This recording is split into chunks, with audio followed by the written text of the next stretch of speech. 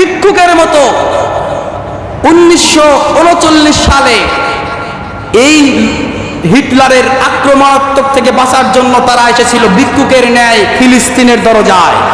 ফিলিস্তিনের মুসলমানেরা কখনো তো কঠোর হতে পারে না। এই ফিলিস্তিনের মুসলমানেরা তাদেরকে খাবার দিয়েছিল, বাসস্থান দিয়েছিল। খাবার দেওয়ার পর, বাসস্থান দেওয়ার পর, আশ্রয়স্থল দেওয়ার পর তাদেরকে যখন সুগঠিত একটি সুন্দর পরিবেশ উপহার দিলেন 1948 সালে, 39 সালে ঢুকলো ফিলিস্তিন, 48 সালে খেয়াল করেন 12ই মে রাত 12:01 ইহুদিরা তারা ঘোষণা করলো, আমরা যারা আছি আমরা এখন এই ফিলিস্তিনের একটা অংশে আমরা ঘোষণা করছি আমাদের রাষ্ট্রের নাম হচ্ছে ইসরায়েল। তারা ঘোষণা করলো তাদের রাষ্ট্র ইসরায়েল। কখন?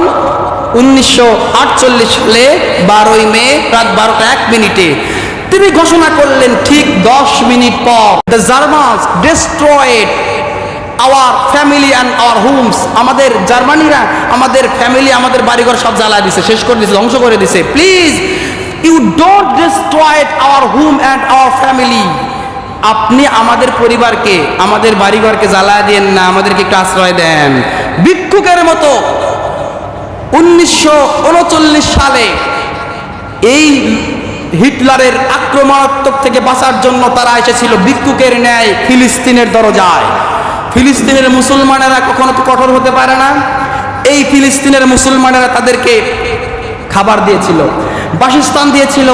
খাবার দেওয়ার পর, বাসস্থান দেওয়ার পর, আশ্রয়স্থল দেওয়ার পর তাদেরকে যখন সুগঠিত একটি সুন্দর পরিবেশ উপহার দিলেন 1948 সালে, 39 সালে ঢুকলো ফিলিস্তিন, 48 সালে খেয়াল করেন 12ই মে রাত 12:01 ইহুদিরা তারা ঘোষণা করলো, আমরা যারা আছি আমরা এখন এই ফিলিস্তিনের একটা অংশে আমরা ঘোষণা করছি আমাদের রাষ্ট্রের নাম হচ্ছে ইসরায়েল। তারা ঘোষণা করলো তাদের রাষ্ট্র ইসরায়েল। কখন? 1948 সালে 12ই মে রাত 12:01 তিনি ঘোষণা করলেন। ঠিক 10 মিনিট পর আমরা যে আমেরিকা দেখতে পাই, এই আমেরিকা তাদেরকে ভোট দিল, সাপোর্ট দিল যে হ্যাঁ আমরা তোমাকে মেনে নিলাম। কাবাব মে হাড্ডি হে, ডাল মে কুছ কালা হে। চিন্তা করা যায় ভিক্ষুকের মতো যারা মালিকের দরজায় এসেছিল বাসায় আশ্রয় নেওয়ার জন্য, তারা এখন এই বাসাকে দখল করে বলতেছে আমরা বাসার মালিক। তাহলে মালিকের কেমন লাগবে বলেন? আমার বাড়িতে ভিক্ষুক এসে আমাকে বলছে তুমি সরে যাও, এই বাড়ির মালিক আমি। আপনার রক্ত গরম হবে না?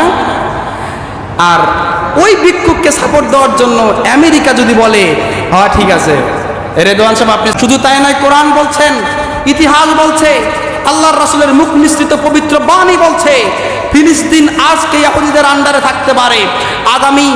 আগামী কয়েক বছরের মধ্যে দেখবেন আমরা এটা বলতে পারি ইনশাআল্লাহ, এই ফিলিস্তিন, এই বাইতুল মাকদাস আবার মুসলমানরা রাজত্ব করবে, মুসলমানদের ফেভারে থাকবে, মুসলমানরা এর নেতৃত্ব দেবে ইনশাআল্লাহ। ঠিক কিনা বলেন?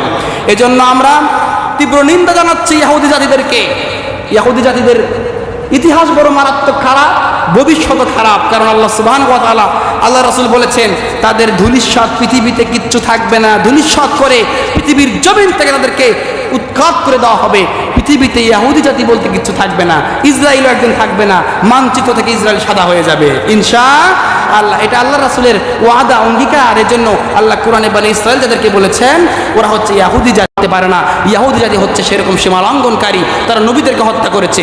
ইতিহাস তাদের বড়ই মারাত্মক, তারা নবীদের সীমা লঙ্ঘন করেছে, আল্লাহকে মানে নাই, রাসূলদেরকে মানে নাই, একের পর এক নবীকে হত্যা করেছে, তাদের জাতি ভাইদেরকে হত্যা করেছে, মুসা নবীর সঙ্গে বেয়াদবি করেছে, জাকারিয়া নবীর সঙ্গে বেয়াদবি করেছে, শামাউন নবীর সঙ্গে বেয়াদবি করেছে।